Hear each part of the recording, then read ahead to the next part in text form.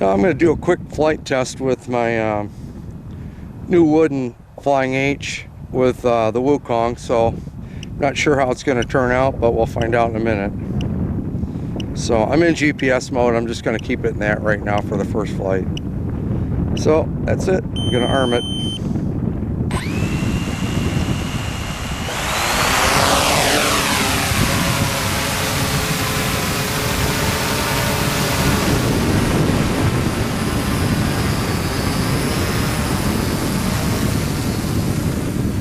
Oh, I'm getting a red flash in GPS mode, so I'm going to bring it back down.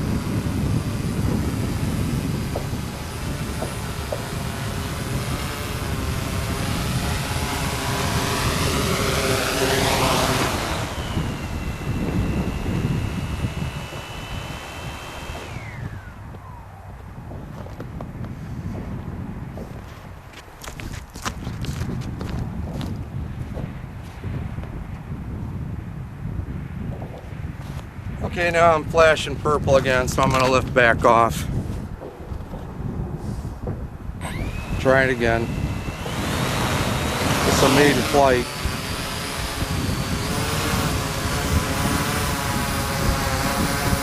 Lift it up a little bit.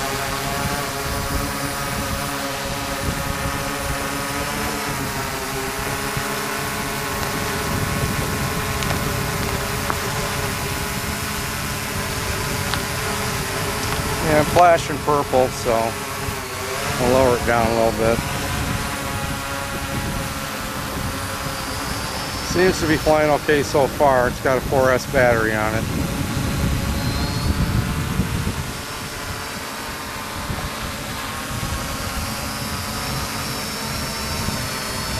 This is wood, all wood, pine, Flying H.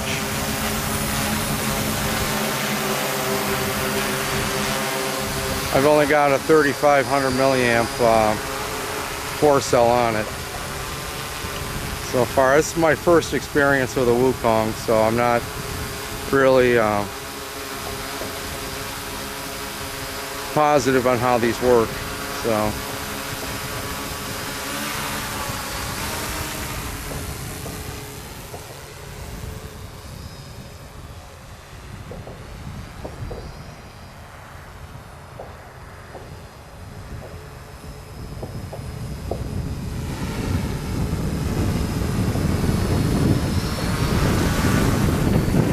Kind of chippy.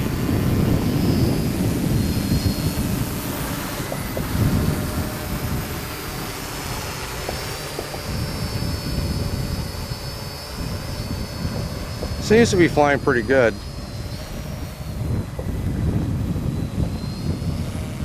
It's 650 millimeter.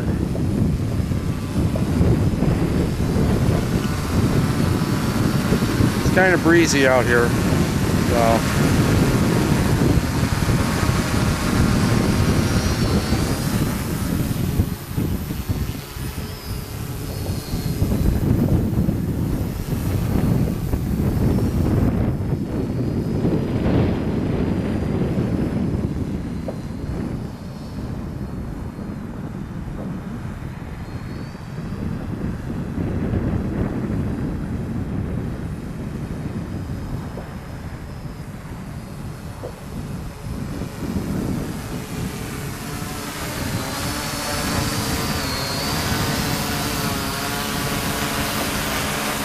I already did the compass calibration. That seemed to go okay. My light's on the bottom, so it's probably kind of hard to see in the camera.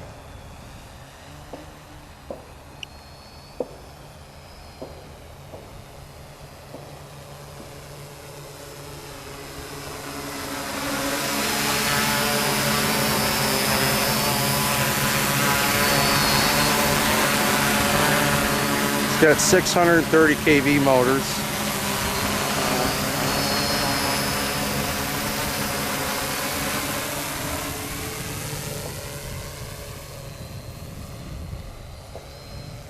And it's really cold out here. It's probably about 25 degrees. Just doing some simple maneuvers with it.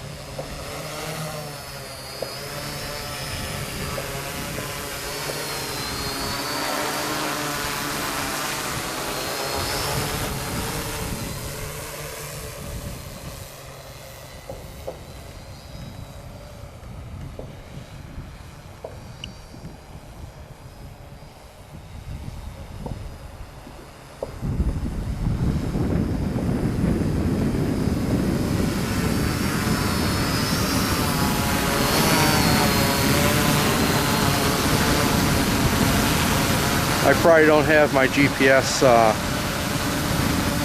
that coordinated in that well. It's my first of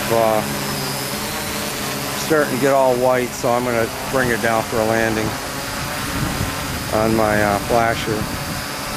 But anyway, that's it just for a quick test flight. I'll have to do more calibrations and setup with it later on. So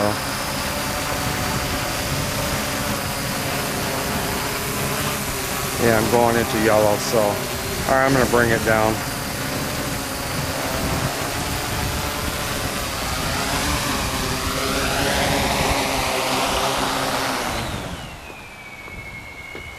I have the inside of the my Flying H with a Wookong setup.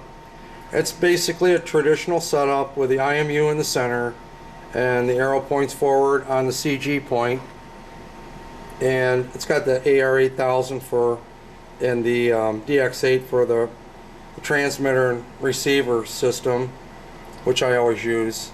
I have my light that's mounted right here, my indicator LED, and it shines through the bottom, so I gotta kind of have this thing kind of overhead to make sure it's I'm checking my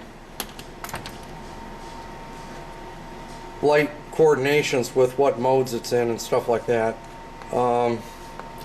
This is pretty new to me, working with a Wookong. I'm used to using the V2 NASA or the older one, and so this is kind of a new experience for me. And got to get used to, I guess, to the color codes when it's flashing. Now, when I first started to build this this Flying H, I took a section of the board that I bought from Home Depot and cut it down, and I planed it down to about as thin as cardboard on my planer, and then I put some added supports in here for the top. And it's as thin as it is, it's really light when it's empty. When I start putting the components in, it started to get quite a bit heavier. This is the top. Now it's so thin that it's kind of wobbly on the sides. I could almost take the frame and bend it until I put the top on and screw the top down into these little glued on sections here that I put in to fasten the top down on it. Now the top itself is the same. It's about as thin as cardboard. It's really light. One thing I did do was to this, to reinforce it a little bit more, was I took some fiberglass cloth and I put 2 coats down on the wood and kind of laminated them in with the fiberglass resin, and then I put an extra piece on the front and one on the rear, so when the screws go in, they don't split the wood. Once I put this in, and once all the screws are in, it kind of rigids the frame up, so it's a lot more stiffer. It added a little bit more weight to it, but I felt it was worth it, because it is kind of a tricky thing to fool with wood. Now with a Wookong, I wasn't really sure how this thing would even fly, because I picked this thing up used on eBay, so I wasn't really sure. I didn't want to put it on an expensive carbon fiber frame and just have it flip over and wreck it, if I didn't know what I was doing with it. So I figured it'd be, if it wrecks a piece of wood, I would really much rather have that than to break down a carbon fiber frame, because I'm really not that, at least till I get more familiar with setting this thing up. Now the motors I used on today's flight are the DYS, and these are 40 by 15 millimeters, and they are 630 kV. The propellers are 12-inch APC by 3/8, and my boom size is 3/4 by 3/4 for the pine wood, and then it has the motor mount fastened onto the wood right here, so you can see that. Got 2 3 millimeter screws that hold that in, and they're drilled through the frame of the boom, and then it connects to the bottom. Now the ESCs are a newer one that I just happened to locate locally, here in town at one of our hobby shops, and they are called the Next Level, and they're 30 amp and they're Simon K flashed. This has helped a lot with these motors, because when I first hooked up these motors on my TBS Discovery, it flew okay the first few flights, but then I started having the infamous frequency squeal or quiver, where you go to arm it and some of the motors will quiver and sit there and flutter. And what that is the frequency's off, or your brakes turning on and the frequency's off at the same time, so you start having the motor kind of start shaking. Now I got rid of that frequency squeal when I put these ESCs on, so that really helped out with this flight and these motors. And then I had to set the high and low range on them, basically the same as I always do. I think you have to do that on most of the copters with any kind of DJI equipment, because they don't have the capabilities built into the system itself to set the high and low range up on your aftermarket custom copters with your ESCs. Now after today's flight, I hooked up the Wookong. I went online so you guys can see. Got my DX8 here, and I'm going to take my flight mode switch and just move it through the this is manual mode, attitude or intelligent, and then that's GPS. And then I have for my fail-safe, I have my gear switch hooked up for that, so that's in GPS mode, attitude, fail-safe, and manual, fail-safe. So all that stuff was all hooked up properly for that. Now for my fail-safe setting, I used auxiliary 3.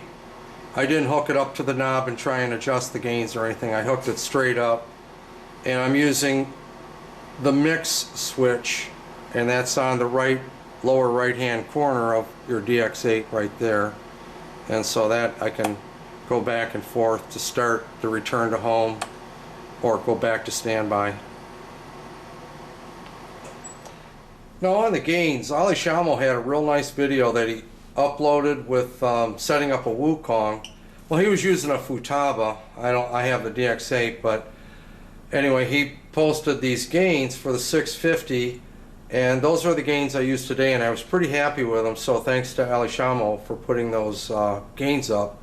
Now for my compass base and the centering from the base to the CG point center, I'm between 8 and 9. Now on the as you can see in the program, I have it set on, and that's going to be my Y, which is right here. I'm out between 8 and 9 centimeters, and I have it at 8, so I'm like halfway in between the two, and I'm not sure if that's having any kind of effect, which was where my color coding wasn't flashing properly for my GPS mode. And so I'm probably going to change that before the next flight. And another problem I'm having I think with is the my compass. I use the taller post that came with a kit, and it's kind of wobbly, so I'm probably going to shorten it up and put a smaller post on before I go to the next before I start the next test flight. Well, that's about going to do it for the H Quadcopter made out of wood with a Wookong. And until next time, thanks for watching.